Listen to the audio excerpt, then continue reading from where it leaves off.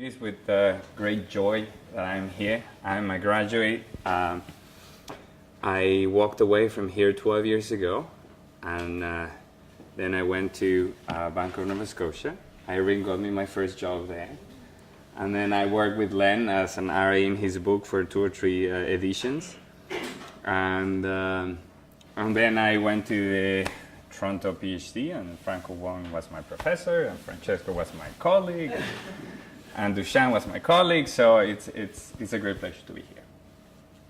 And I'm going to talk about what I think is one of the most extensive, perhaps, pieces of evidence available about the UK experience, at least from the research side, with my colleagues from University of Chile, University of Miami, and Florida International. I'm from University of Miami. About half of those trees are sort of down now, but everything's fine. We'll survive, and we'll be back in business on the 25th. So, and if you are going to remember only one thing, I think this is my thought. The expanded report definitely provides information about auditor judgments. It provides additional information. However, what is less clear is whether the report changed the audit and its consequences, at least in the short term, that spans our study. Our study is 2 years before and 2 years after for the very large companies that adopted the new rules. Right? So there is more information, yes, but it's unclear what are the consequences of such information. And here, I had that slide, but I'm going to skip it. There is a worldwide move towards expanded auditor reports. There is a financial crisis.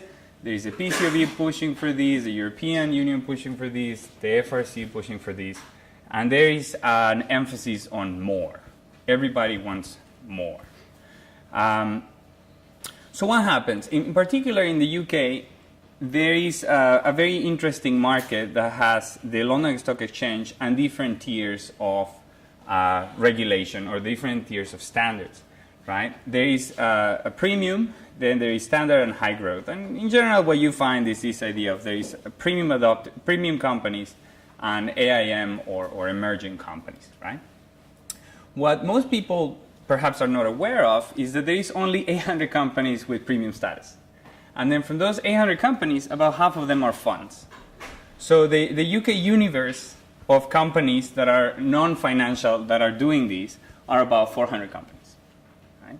And then there is in the next listing there is about 900 companies as well, right? And our study focuses on the premium status that are non-financial. Right? And what do we find? At least from the big point of view, the report increased by 2 pages, and the report has 2,400 words compared to 760 words. So 1 page, 3 pages. And it has typically 4 risks, and every risk has 660 words. It's like a paragraph and a half, something like that, 2 paragraphs. And approximately a third of the additional words are the risks. There is also, and people don't talk a lot about this, there is also a lot of new boilerplate language that appear in the reports.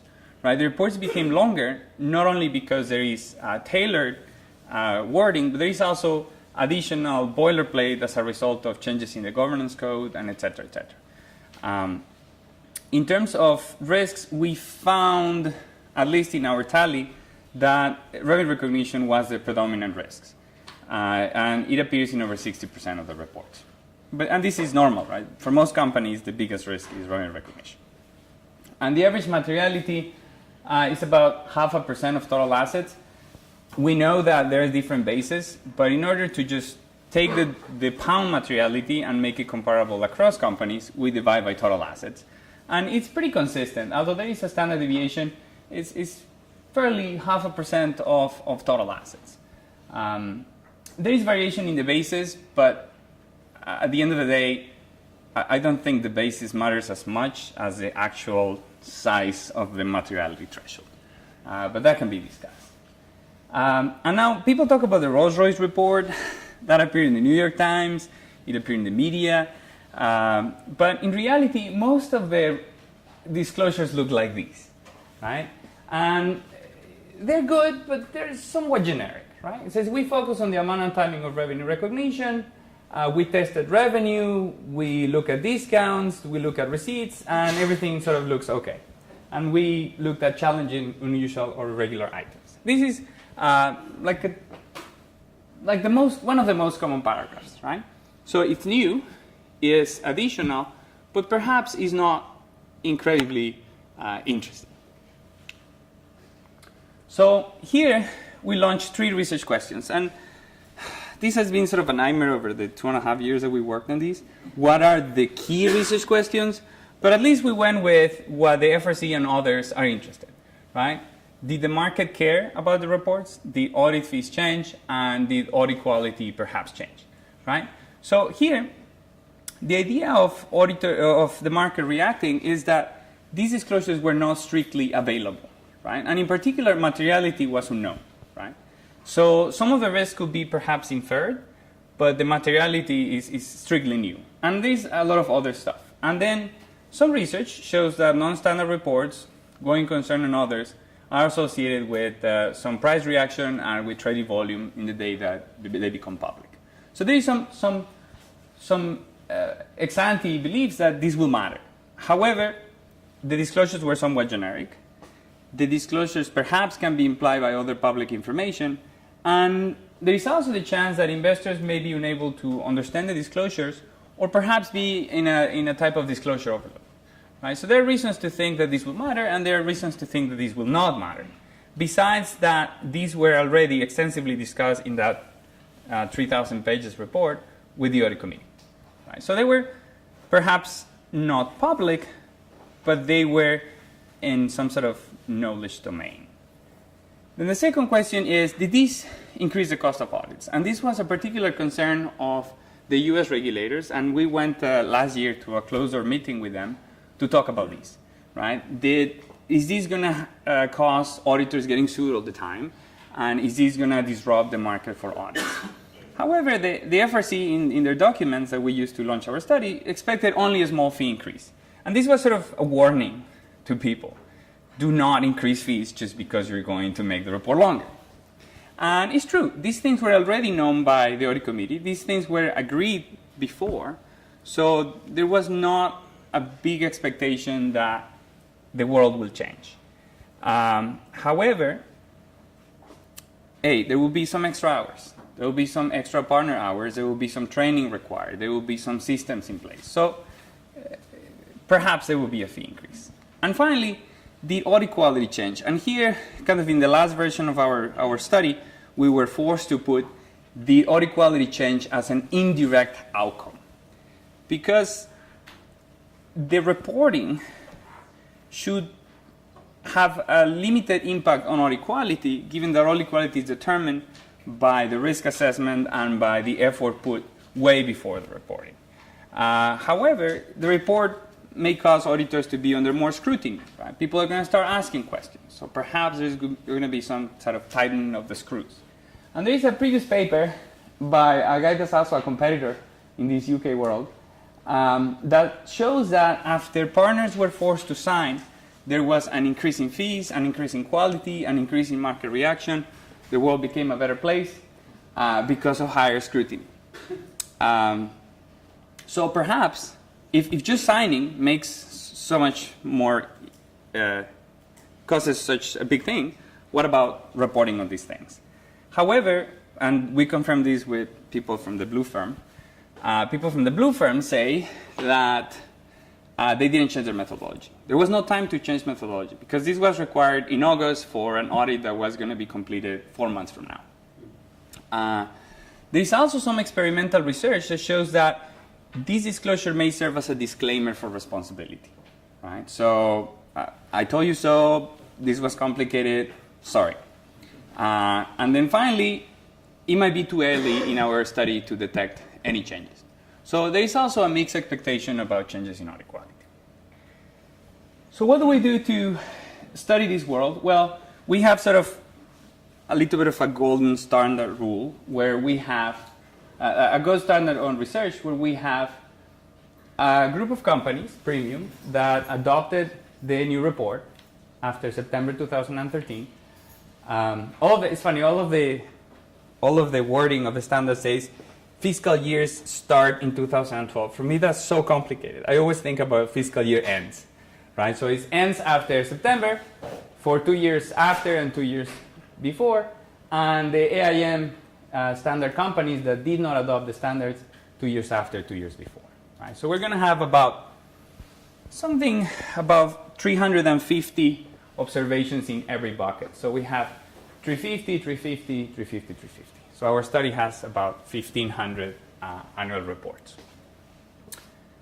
Now, why do we need a control group of UK companies? And this is fundamental because around the year 2013, there was an upwards run in the UK market, right? So you can see how the index, the FTSE 100, went from about 5,500 to about 6,500 in that year, right? So we need a group of comparable companies, but that did not adopt the report. And there was also some volume changes. Volume is the number of shares traded in any given day. And there was a wild variation in this thing, and then it sort of matters whether you take 1 year or 2 years, or whether or not you control by UK companies. But we also found that all of the European exchanges had the same run, right? So very likely if we use German firms or French firms as a control, we will kind of isolate these. But we believe that the best is the AIM market, although there are smaller companies. And what specifically we study is the day in which the audit report becomes public as part of the annual report. We look at whether there were the number of shares traded adjusted for normal volume, the market returns, so whether the market adjusted return, so whether there was a lot of buy or a lot of sell on that day, what was the total audit fees, and then we have these funny, quirky measure that accountants use a lot called discretionary accruals. But for purposes of the general public, I would say that this is just total accruals scaled by assets adjusted for normal, right? So if you take the total value of the accounting estimates, and then you test whether the total value of the accounting estimates change year over year, right? It's rough, but it's the most widely used measure of audit quality and financial reporting quality wherever there is no restatements. Like the UK is one of those cases where restatements are extremely rare. Going concern opinions and other things cannot be used because we're looking at opinions, right? And this is what happened. First, we find no evidence of a substantial increase in returns around the release dates. And this is kind of like maybe a little bit of an imposing chart. But all it says, this is a box plot chart, that shows what are the returns for the premium companies on the filing date for 1 year before, 2 years before, 1 year next year. And it also shows what happened with the AIM market. And overall, what matters are these numbers, right? Look at the median returns. The median returns is 1%, 1%, 1%, 1%. So there is really not much. And these numbers are actually very small. And then what happened with the AIM is 1%, 2%, 2%, 2%. This reflects that in any given day, the AIM market has more fluctuations than the premium market. But really, the changes are so small that are statistically undetectable. Right? So we don't detect any returns changes before and after the new report. And the same happens with volume. And those that know about this, there is about 14 measures of volume. We try the 14 measures of volume.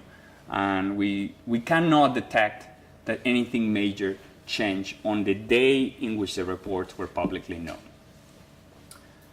Now, in terms of audit fees, as you can see, obviously, the fees for the premium companies are way larger, right? Like the log of 13, we use logs to kind of standardize these and make it a little bit less prone to outliers. This is about, if I'm not wrong, about £600,000 to £1 million, I think.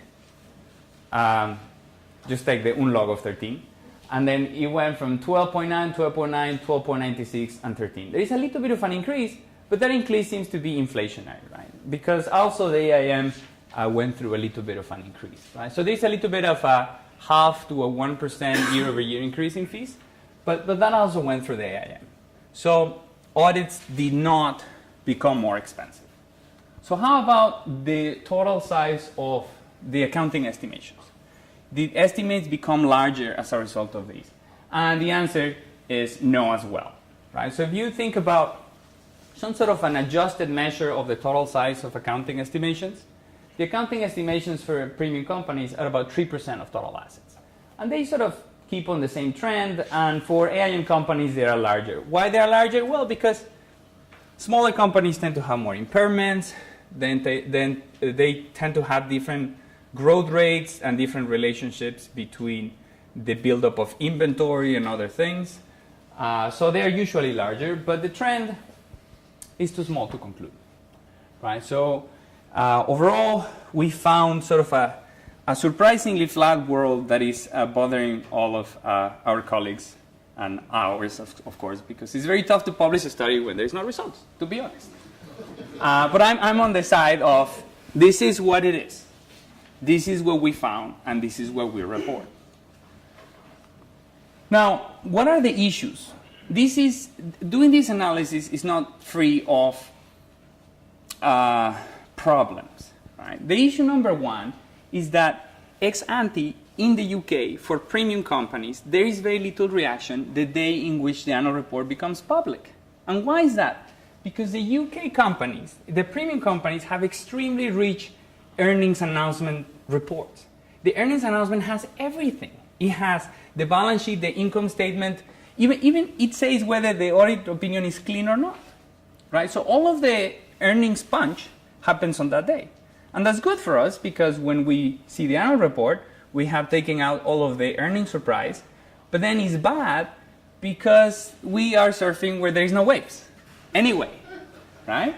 And then this is the biggest point. I think it's very difficult for an audit report to add to an already so rich disclosure environment, right? We know a lot for these companies. They have a lot of analysts following. They have institutional investors. They are HSBC, right? So it's going to be very complicated to find anything the day in which the full annual report becomes public.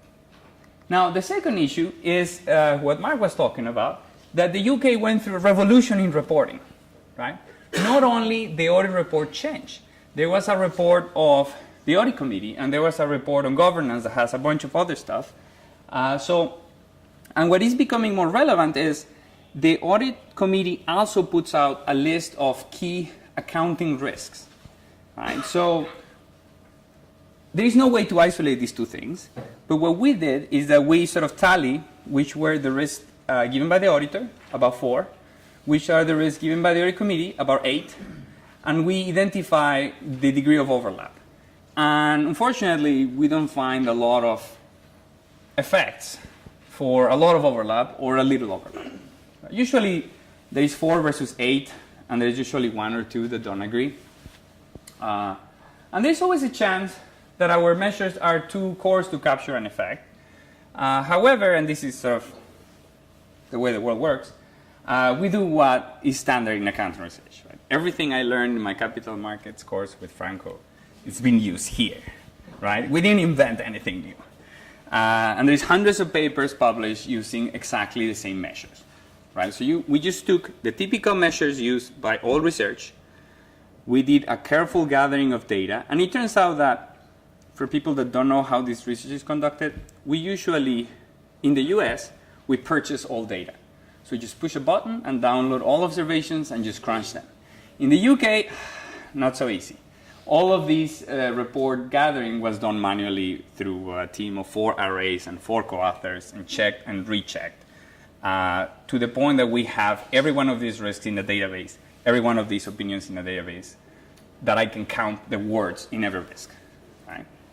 Now, it's all lost. Does this mean that we went through a lot of trouble for nothing? I don't think so. And this is what I told the PCOB that was very concerned about these findings.